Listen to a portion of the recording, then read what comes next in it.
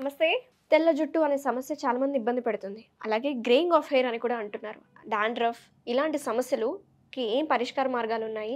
హోమియోపతిలో ఎలాంటి ట్రీట్మెంట్స్ ఉన్నాయి? ఇలాంటి విషయాలు వివరించడానికి ప్రస్తుతం మనతో పాటు ఉన్నారు ప్రముఖ homeo physician doctor Chetan Raj గారు. డాక్టర్ గారితో మాట్లాడి గ్రేయింగ్ ఆఫ్ హెయిర్ కానీ డాండ్రఫ్ గురించి పూర్తి వివరాలు తెలుసుకుందాం. నమస్తే సార్. నమస్తే మేడం. సార్, చిన్న ఏజ్‌లోనే నేను లైవ్‌గా చూసాను. 8th క్లాస్ స్టూడెంట్ మొత్తం వైట్ హెయిరే. నేనప్పుడు అడిగినాను తనని, "ఎందుకు ఇట్లా వైట్ హెయిర్ వచ్చింది? మీ మదర్‌కి కానీ, ఫాదర్‌కి కానీ ఏమైనా ఇష్యూ ఉందా? ఐ మీన్ జెనెటికల్ ప్రాబ్లమ్స్ ఏమైనా ఉన్నాయా?" అంటే, లేదక్క నాకే వచ్చింది. మీ స్కూల్‌లో ఎవరైనా ఏడిపిస్తారా మరి ఇట్లా?" అంటే, "ఎవరు ఏడిపించరు. కానీ నాకుంది కదా! నేనేం చేయాలి? నాకు తగ్గట్లేదు" అని చెప్పినారనమాట. సో, ఎందుకు సార్ చిన్న ఏజ్‌లోనే రావడానికి కారణాలు ఏంటంటారు? చూడండి, గ్రేయింగ్ ఆఫ్ హెయిర్ మీరు చెప్పేటట్టు యంగ్ పీపుల్‌లో చిన్న చిన్న పిల్లల్లో కూడా చాలా ఈ మధ్య కనిపిస్తుంది. యెస్, 8th క్లాసే. 8th క్లాస్ పిల్లల్లో ఏంటి, ఇప్పుడు నేను చిన్న చిన్న పిల్లల్ని కూడా చూసిన. నేను 3rd class, 4th class, 2nd class పిల్లలకి గ్రేయింగ్ ఆఫ్ హెయిర్ అనేది చూసిన. ఇది ఎందుకు వస్తుందంటే, ఫస్ట్ థింగ్ ఏంటంటే జెనెటిక్ కాజ్ ఉండొచ్చు. సెకండ్ థింగ్ ఇంకోటి ఏంటంటే న్యూట్రిషన్ సరిగా లేకపోతే, ఓకే. అదొకటి. మళ్ళీ థర్డ్ రీజన్ ఏముంటుందంటే, ఇప్పుడు నేను రీసెంట్గా ఇన్స్టాగ్రామ్ మీద కూడా చాలా వైరల్ అయింది ఒక పోస్ట్. ఏంది, ఒక lady 24 year old, totally grey hair, ఆమెకి టోటలీ గ్రే హెయిర్. ఓకే. అయితే ఆమెకి చాలా ప్రపోజల్స్ వచ్చినాయి, కానీ నువ్వు డై చేసుకోవాలి రెగ్యులర్గా అనేసి. ఒక అబ్బాయి ఆమె ఎట్లుంటే అట్లా యాక్సెప్ట్ చేసిండు అనమాట. సో ఒక జెనెటిక్ డిఫెక్ట్ ఉండే ఆమెకి. వాళ్ళ మదర్కి కూడా చిన్నప్పటి నుంచి టోటల్ గ్రే హెయిర్, ఈమెకి కూడా చిన్నప్పటి నుంచి ఒక టోటల్ గ్రే హెయిర్. సో అబ్బాయి ఎట్లనే యాక్సెప్ట్ చేసిండు అనేసి they got married. Love marriage ఉండే అమ్మాయిది.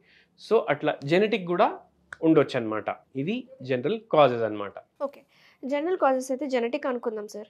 సో, అలా కాకుండా ఇప్పుడు నా కేస్‌లోనే చూసుకుంటే నేను చెప్పిన కేస్ గురించి మరి దాంట్లో అసలు జెనెటిక్ ఫ్యాక్టర్స్ ఏం లేవు మరి. మరి డైట్‌లో ఏమన్నా న్యూట్రిషన్ డైట్లో ప్రాబ్లమ్స్ చేంజెస్, అంటారా? న్యూట్రిషన్ ప్రాబ్లమ్స్ తోటి అవుతుందన్నమాట.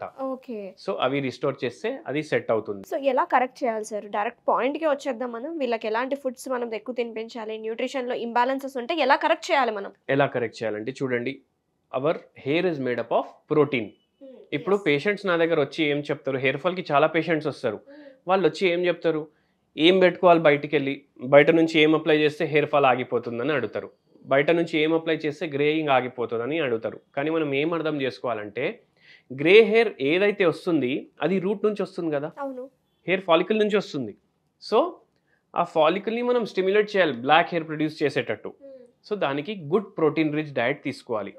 మీరు నాన్ వెజిటేరియన్స్ ఉంటే రెగ్యులర్లీ ఫిష్ కన్జ్యూమ్ చేయండి. ఓకే. మీరు వెజిటేరియన్స్ ఉంటే లెంటిల్స్ ఎక్కువ ప్రిఫర్ చేయండి. డైలీ ఒక్కొక్క పప్పు చేసుకొని తినండి. సో ప్రోటీన్స్ ఎక్కువ తీసుకుంటారు మీరు. దాంతో హెయిర్ హెల్త్ ఇంప్రూవ్ అవుతుంది. అండ్ ఏదైతే గ్రేయింగ్ ఉంటుంది అది మెల్లమెల్లగా తగ్గుతుంది. మైక్రో న్యూట్రియంట్స్ చాలా అవసరం అనమాట గ్రేయింగ్ ఆఫ్ హెయిర్ తగ్గనికి. మీరు బయటికి వెళ్ళి అప్లై చేస్తే బయట నుంచి బ్లాకే కనిపిస్తుంది, కానీ లోపల నుంచి వచ్చే హెయిర్ అయితే వైటే ఉంటుంది కదా. అవును. సో లోపల నుంచి గ్రే హెయిర్ కాకుండా బ్లాక్ హెయిర్ అనేది రావాలి మనకు.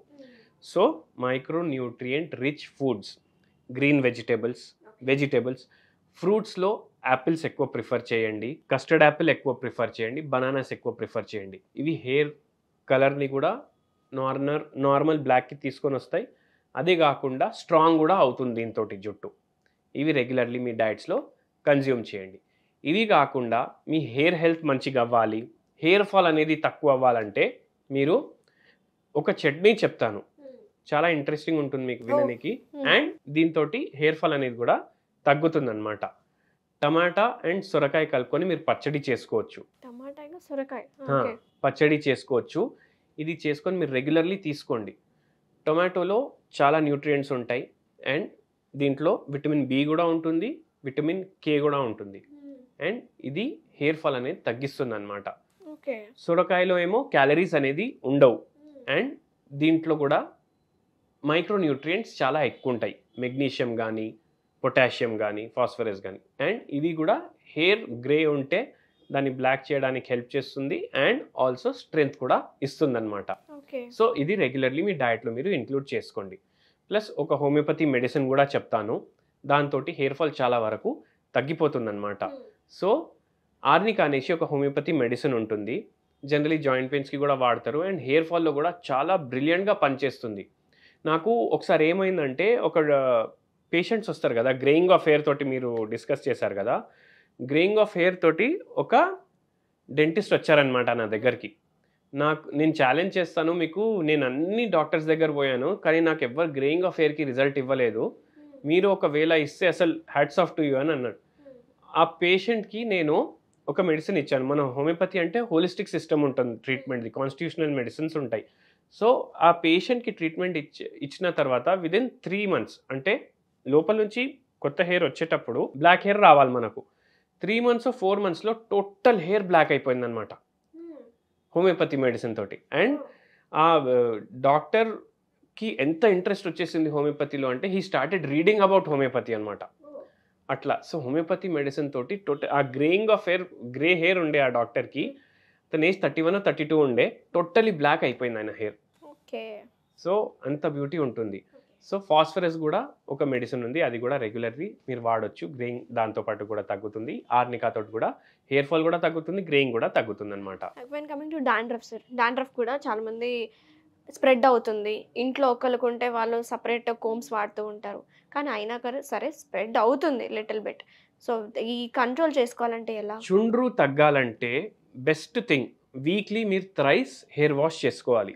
డస్ట్ హెయిర్లో అక్యుములేట్ అవ్వకుండా చూసుకోవాలి. మనం బయటికి పోతే డస్ట్ అక్యుములేట్ అవుతుంది. సో డస్ట్ అక్యుములేట్ అవ్వకుండా మనం చూసుకోవాలి. అండ్ రెగ్యులర్లీ హెయిర్ వాష్ చేసుకోవాలి. వీక్లీ థ్రైస్ హెయిర్ వాష్ చేసుకోవాలి. ఎండలో నిల్చొని హెయిర్ని డ్రై చేసుకోవాలి. ఓకే. అండ్ మీరు ఒకటి గుర్తుపెట్టుకోండి, మనం చాలా కెమికల్స్కి ఎక్స్పోజ్ అవుతాం. సో స్కాల్ప్ని కొద్దిగా మెయింటైన్ చేసుకుంటుంటే, హైజీన్ మెయింటైన్ చేసుకోవాలి. ఇప్పుడు మనం డైలీ ఫేస్ వాష్ చేసుకుంటాం కదా, పింపుల్స్ వస్తే డైలీ ఫేస్ వాష్ చేసుకుంటే పింపుల్స్ రావు. 2-3 times మీరు డైలీ ఫేస్ వాష్ చేస్తే. అట్లనే హెయిర్లో ఎక్కువ డస్ట్ పడకుండా, కెమికల్స్కి ఎక్స్పోజ్ అవ్వకుండా చూసుకోండి. And that will solve your problem with dandruff. Thank you doctor గారు, చాలా మంచి ఇన్ఫర్మేషన్ ఇచ్చారు, మంచి మంచి రెమెడీస్ ఇచ్చారు గ్రేయింగ్ ఆఫ్ హెయిర్కి కానీ డాండ్రఫ్ని ఎలా కంట్రోల్ చేసుకోవాలని. థ్యాంక్ యూ సో మచ్ అండి.